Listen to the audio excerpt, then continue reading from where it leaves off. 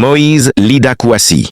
La peur du pouvoir face à sa propre histoire. Analyse d'un acharnement politique révélateur des peurs du pouvoir et des fractures mémorielles en Côte d'Ivoire. L'incarcération de l'ancien ministre Moïse Lida Kouassi, suivi de son transfert discret du pôle pénitentiaire d'Abidjan, ex-Maca, vers Bouna, soulève de lourdes interrogations politiques et morales. Au-delà du sort personnel d'un homme âgé, c'est la nature du rapport du pouvoir RHDP à son passé, à ses adversaires et à la mémoire politique nationale qui est ici en jeu.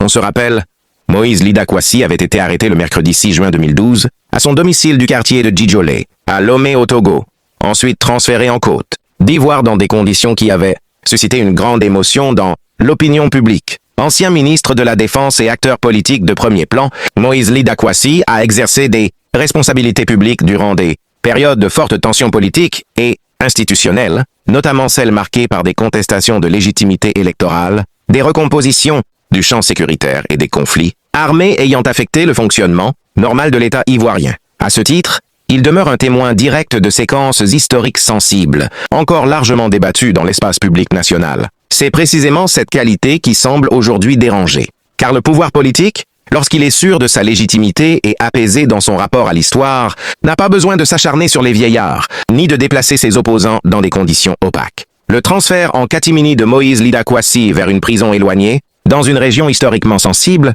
ne peut être interprété comme un simple acte administratif. Il s'inscrit dans une logique de dissuasion, voire d'intimidation. Depuis la séquence électorale contestée, une justice à géométrie variable semble s'abattre, prioritairement sur les cadres et militants du PPACI. Arrestation, détention prolongée, procédure floue. Le schéma est désormais familier. Mais dans le cas de Lida Kouassi, la brutalité symbolique est plus forte. Elle donne l'impression d'une vengeance politique ciblée, nourrie par des peurs anciennes et non résolues. Pourquoi le pouvoir? Ouattara craint-il un homme affaibli par l'âge et l'enfermement? Certainement pas pour ce qu'il peut encore faire, mais pour ce qu'il sait, ce qu'il représente et ce qu'il rappelle. Les régimes politiques redoutent moins les forces actuelles que les mémoires incontrôlées. Or, Moïse Lida Kouassi porte en lui une mémoire militaire, sécuritaire et politique que l'État n'a jamais voulu confronter publiquement dans un cadre de vérité et de justice équitable.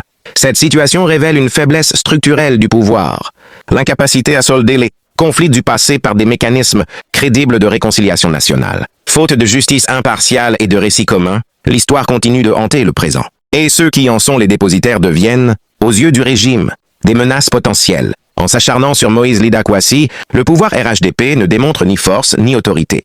Il expose au contraire une peur politique profonde, celle de la vérité, celle de la mémoire, celle d'un passé qui refuse de se taire. Or, dans toute nation, maltraiter ses anciens responsables, pour ce qu'ils incarnent, et le camoufler derrière des motifs juridiques, est toujours le signe d'un pouvoir inquiet de sa propre légitimité.